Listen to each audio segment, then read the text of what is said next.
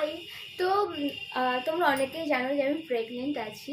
আর হচ্ছে আমার এটা 7 মাস কমপ্লিট হয়ে আমি মানে 8 মাস স্টার্ট হলো।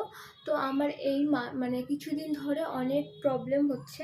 তো তোমরা তো অনেকেই জানো, কারণ অনেকে হয়তো অনেকেই মা হয়েছো। আর আমি যেহেতু ফার্স্ট টাইম মা হচ্ছি, এটা আমার ফার্স্ট প্রেগনেন্সি। তো আমি অতটাও সব কিছু ঠিক করে জানি না, কিছু হলেই আমি ডক্টরের কাছে দৌড়াতে থাকি।